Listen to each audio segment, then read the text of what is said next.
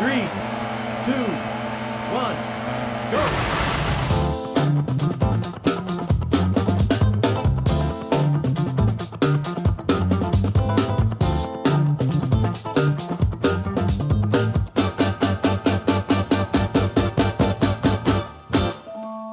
Easy left. Long, medium, right, maybe. Over job. Oh my god, I need to play Sega Rally Championship. Can't afford an arcade cabinet. There's only 3 active cabinets in arcades in the southeast. There was a port on the Sega Saturn. I never owned a Saturn. So I bought a broken Sega Saturn that was listed as doesn't read games. The Sega Saturn was a bit of a flop in the West when it launched in 1995, a year after Japan. It was notoriously hard to develop for as it had a complex dual CPU architecture, so most developers just went for the Sony PlayStation. Regardless of the flop, it remains a popular machine in retro gaming history for incredible titles such as Nights into Dreams, Panzer Dragoon Saga, and of course, Sega Rally Championship! I won't do that again, last time I promise. The very first thing to check on this machine is the coin cell battery in the back, which is easily removed. This battery is for the console's internal clock and other settings. No battery. Yep, as I guessed, it's very dead. Just checking the replacement battery to make sure that it's above 3 volts. And yep, that's perfect. Pop that back in there and put the cover back on. Let's have a look at this sexy machine. Not in bad condition, mild scratches and some dust. Apart from that, it looks great. I know the listing said it doesn't read games, but sometimes things just work for me and I end up buying things to make videos about and there's nothing to make a video about because it bloody works! No, it doesn't. Off camera I cleaned the lens, which was already clean. Okay, boot screen is good. At least the machine itself is in order. The issue is likely to be the CD lens or module. It's given up reading the disc like an old man giving up reading cooking instructions having lost his glasses. Right, this guy doesn't even see the disc at all. Usually when the lens is failing it still sees the disc, but as an audio CD. Quick reset. And it doesn't even bother spinning the disc back up. Alrighty, let's get this thing open. Taking out the video and power cables, and through superstition I'm pressing the power button to drain any residual power from the PSU, which likely doesn't do anything. Spoiler alert, I don't shock myself. Boring, I know. Just 5 screws hold this chunky panther together, and with those out, sliding the top off, we can see the rather spacious interior. Just gonna turn it the right way around. I'm going straight into what I think the issue is. So I'm removing this ribbon cable which carries the CD data, this connector which drives the spindle motor, and this thing, which I believe is for grounding the plate to the rest of the chassis. I have no idea what I'm looking for under there. That's it, Scott. Take a look at the CD module. Like many old CD drives, the laser is likely burned out or is starting to burn out. The Saturn, amongst other consoles like the GameCube, have adjustable potentiometers, and what you can do is turn these clockwise a tiny amount, which lets more power through so the reader can read the disc better. The dial is actually quite sensitive, so it's advised to turn it up in very small increments until it works. I've done a larger jump here as this thing doesn't even see a disc. With the top off, you have to press the lid sensor down so that the Saturn thinks the CD lid is down, and therefore it's safe to spin up the CD and the laser. But it's not really. It looks like we've made progress. The disc is detected just as an audio CD, so it didn't read the data track, if I understand correctly. I'm going to turn the pot clockwise a little more and see if it registers. The aim of the game here is to have the pot set as low as possible but still able to read discs. If you just whack it up too high, then the laser will burn out a lot quicker. It's worth noting that if you have to adjust this at all, then the degradation has already started, and what we're doing here does buy us some time, but it accelerates the degradation as we're allowing more power through than it's really designed for. There we go, the game is loading. You wouldn't see this logo otherwise. Come on, give us the funk. Oh yeah, slappity bass man. What I should do now is turn down the pot as much as I can, but to a point that it still reads discs. This console is easy to do this with, without having to dismantle everything. But the best thing you can do, to keep it going for years to come without modding it, is to buy a replacement CD lens module. They're not all the same though, there are about 5 different variants of Saturn around the world, and so you have to find out whether your Saturn uses a JVC or Sanyo laser lens, although most retailers of these lenses will have the information on how to check that you're ordering the correct one. Replacing the lens is easier than it looks. The black plastic shield comes off if you gently squeeze the middle, which unclips it. Avoid moving the lens too quickly like what I did here, as it spins the motor which generates current that goes the wrong way into the circuit. I think I got away with it though. I'll remove the old grease and replace it in a while. It's blue matte time, so we mean serious business. Let's have a quick look at the replacement module. Depending on your version, there are a couple of things that you need to do and the instructions aren't always clear. Part of the flex PCB is soldered to another part in order to prevent static destroying the laser in transit. You need to desolder this bridge for the module to work. As you can see, this looks pretty identical. Before we remove the old module, we need to remove the ribbon cable by gently pulling the captive clips at the sides, which allows the cable to easily come out. This shiny shaft can be removed by gently bending back its captive clip on the right hand side. Then you can just pull your shaft through with your fat fingers. Keep going and voila! The module is free. On some, not all, there's a little solder blob you need to desolder. If I can find where it is. Somewhere here? No, not there. It's here. On the first Saturn CD lens replacement I did, there were no instructions regarding this and I thought it was a dud. Thanks to Reddit for wiping away my noob tears. So desolder that, and with the module the right way up, hold it in position and then gently impale it with your shiny shaft. It all just clicks into place and feels right. If it doesn't feel right, then shout the safe word. My safe word is Newman ultramicroscopic silviconiosis. Reattaching the ribbon cable, which can be a little fiddly, making sure the clip is out, allowing the cable to be easily pushed in, and then with your fingers try to keep the lens from sliding away as you push the clip in to secure the ribbon cable.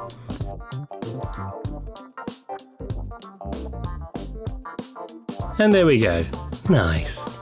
That part is all done now, so we need to put the whole CD mechanism back into the Saturn, not forgetting to reattach the power and data cables, which just push in. Although confident it's going to work straight away, I'm going to test it without putting it all back together. There's a chance that the little yellow knob needs adjusting to get that sweet spot between able to read the discs and burning itself out. I'd like this to last as long as possible. It's still going, so looks like it's doing something. It's not given up and insisted that it's just an audio CD. And yeah, there we go. Happy days. Off camera, I did a couple of tiny adjustments to the lens. To be honest, it was pretty much spot on as it was, but I like to feel like I've done more than I have. Basically, I turned it left and it didn't work, so I turned it right and it worked. But I guarantee if I didn't do that, it would have needed it. Now, I've seen consoles much dirtier than this one, but I think it's always good to have a decent clean out when you have the chance to, otherwise the next time you open it years down the line it'll be awful instead of just a bit dusty. Sort of like putting on weight. You don't just wake up fat one day. First you notice your belt doesn't quite reach the stretched hole that you've been using for a while, and at that point you decide maybe have a few days without pizza and maybe do a sit-up. It was worth a try. Apparently I thought I could just pull it out. Going back to Sega Rally Championship, I remember this coming out in the arcades when I was 13 and I was instantly obsessed.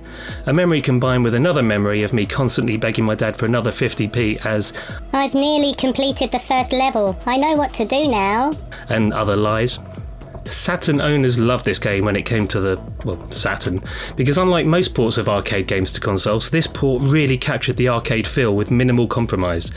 They managed to keep the smooth gameplay and the arcade-like physics, which although wasn't exactly realistic, bridged the gap between realistic and super easy arcade games that were the racing equivalent of having bumpers on your bowling lane. At the time, you could only play Sega Rally either in an arcade or on the Saturn. When I got my Dreamcast in 2000, I was saddened to find that they only released Sega Rally 2, which I managed to buy without spotting the tiny number 2 in the title. I would have been 18 then, so my eyesight probably wasn't that great around that time. 8 screws hold the shielding plate down to the chassis, which I've apparently pointed out to people who don't know what a screw looks like. I do wonder what I was thinking when I filmed these. Oh look, I've even included how to use a screwdriver. Let's speed this up a little.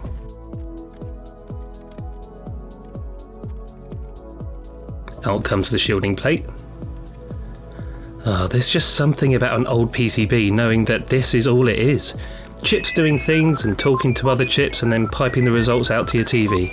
Thank you, chips, for your service.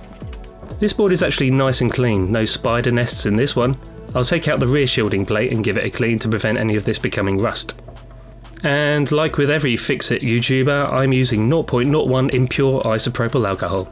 It might be overkill for plastic, but I can't be bothered to go downstairs to get any other cleaning products. I'm now putting it all back together. I could have just used the footage of me taking it apart and then reversing it, but I know you lot, you would know. Oh yeah, that wouldn't work because I've actually got some more cleaning to do. I probably shouldn't use a toothbrush as the nylon bristles pick up static charges, but I'll wait for someone to tell me in the comments before I change my ways.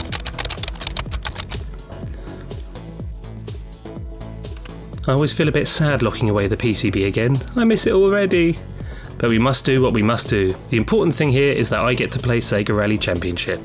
Oh yeah, after doing all that screwing, I suddenly remember I have a new electric screwdriver. I introduce to you Kip Rim.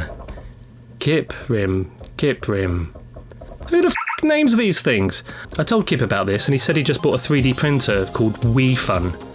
I checked it out and it comes with a shower cap and a mop. By the way, if you get this screwdriver, hold it loosely when screwing into plastic, as even on the lowest torque mode it will snap the plastic. Just wait until it turns in your hand and then finish the last part off manually. Oh, of course, I forgot to put this little plastic plate under the metal plate. I've saved you the torture of me taking it apart again just to put it back in. This clear thing is very important. It stops the power supply from touching the metal plate. Without it, the whole world would end. Well, maybe not the world, but my hopes and dreams at least. Before I go any further, I want to remove any fluff and crap that came out or was part of the cleaning process. My favourite way is this. Good as new. Ah, our old friend, the CD thing part. I'm going to remove the old grease, although it's probably fine, then replace it with my own. As in, the grease I bought for putting grease into things, just to be clear. I always put a little too much on for the purpose, but I've not had any issues. I know some things can stop working if you put too much in, like some gear mechanisms, but we're all good here.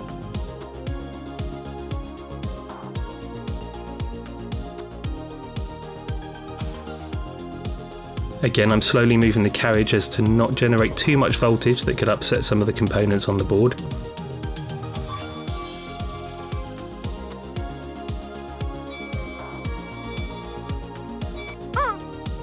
I paid for them, so I'm going to use them. Let's get that back in, and of course, as we're closing up, let's not forget the thing that I think is for grounding the CD tray. And of course, when you get the opportunity, don't forget to whip out your power button and give it a good clean.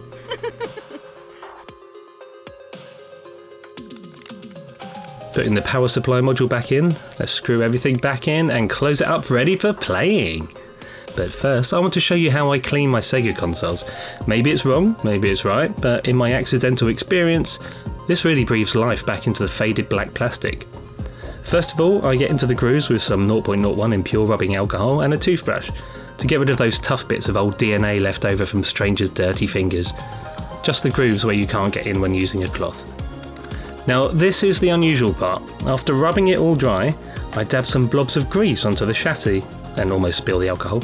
Then I rub the grease all over the chassis gently enough that I don't affect the micro texture with the tissue. Bear with me here, I know it looks horrible and sticky. After a thorough rubbing with a soft cloth, rub the grease off. The cloth will absorb all the excess. And look at that, it looks lovely and new. Popping the CD module cover back on, which just clips in. And finally, we get that lid back on for the last time. Look at that, it looks like new. And yes, it stays like that. I filmed this 6 weeks ago and it still looks like that. No smudges, finger marks, fading, dulling. I don't know how this works as I'm pretty sure plastic isn't something that absorbs anything, but perhaps something happens on a microscopic level? Or it's magic. Ooh, something just turned up in the post. It's a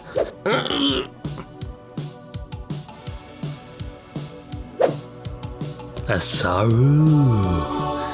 This is a magic cartridge that slots into the expansion slot of the Saturn and allows you to play backups of your games that you definitely owned, even if you never owned the console.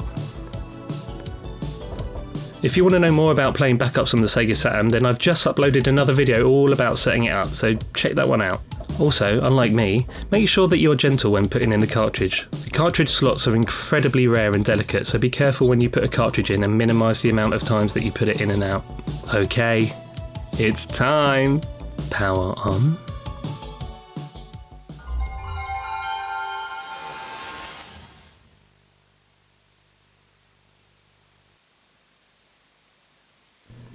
From the summary menu, I'm choosing the best non-Mario Kart racing game ever.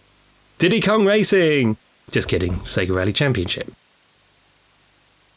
I'm running this through a £20 USB capture card, but it looks like it should really. Oh yeah, that funk! I hope I don't get a retrospective copyright strike in the future. That does make sense if you think about it. On the Saturn version, they obviously had to lower the texture resolution and model vertex density, but when everything's moving so fast, you don't really notice.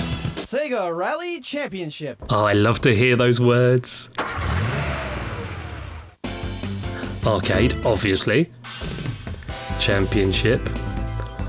Always the Toyota Celica. Yes, other Brits, Celica, not Celica. Calm your silicone tits. I was rubbish as a 12-year-old. And I'm still rubbish now. Oh yes, I found a local place that has this game. Thank you, Heart of Gaming in Croydon. Go!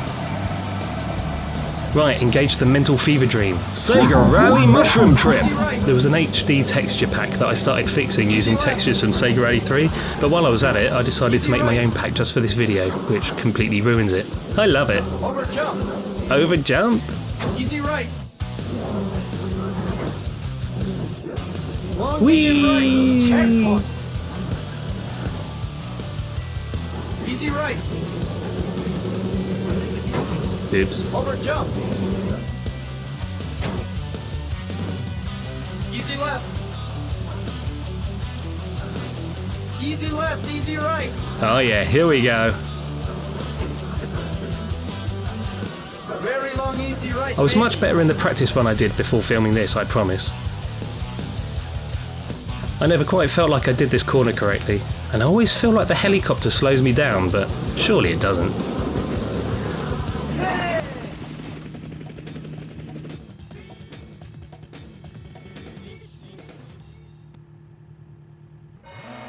Now that is a sexy crowd.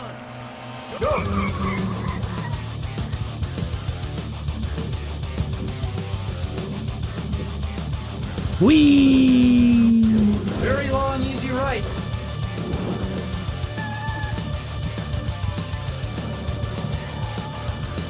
Long, easy right, maybe. I always thought he said very long, easy right, baby. I just thought he was one of those guys that calls everyone baby.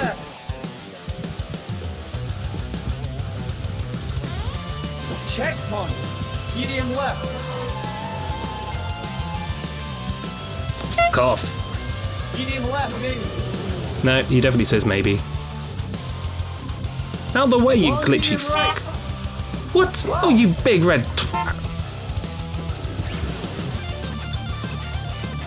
See ya. Hairpin right, checkpoint. Where did you come from? Stay back. Hey, left. Medium right. Nice slide. Easy right, easy left. Jesus. Long, medium right. Oh, I didn't do that one properly. Easy right. Or that one. Hey, not bad with 7 seconds left. Oh look, more Patreons. Thank you for ever and ever Siolkovsky, Sporting Locks, Jeticus, Franco, Kip Hakes, Stestix Fix, and the man who got a whole board all to himself, the king of the sleepless elite, Stuart Green. There's Croydon's own 50p building there. Twice. Oh, you sneaky purple bellend. Medium right, baby. Nice. Long, easy left. Ow. Caution, hairpin right.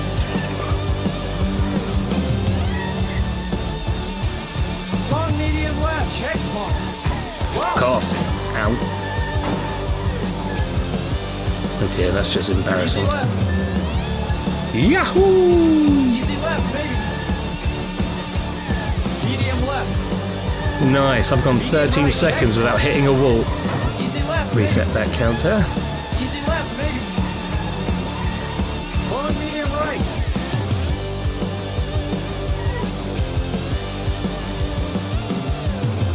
Caution, hey, left.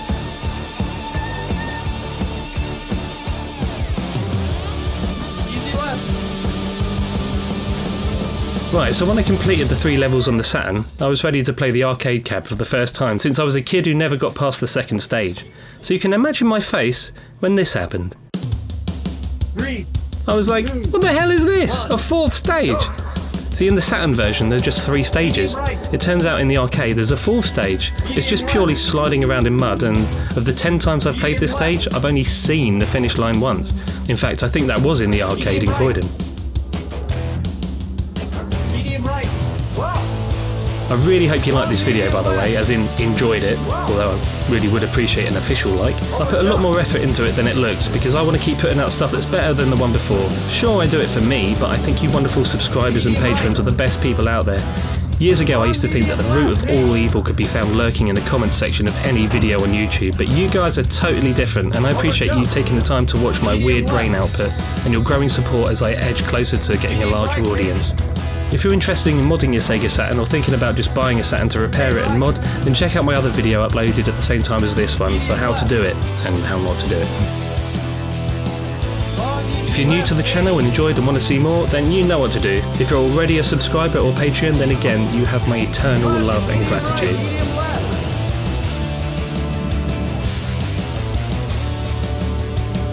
Left. Medium right. Medium left.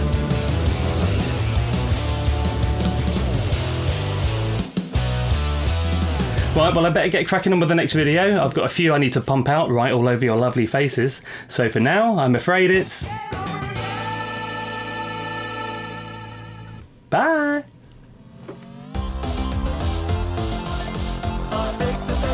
Toyota Celica. Toyota Celica. The Toyota Celica. Celica. Toyota Celica. Toyota Celica. The 1983 Toyota Celica. Toyota Celica GTS.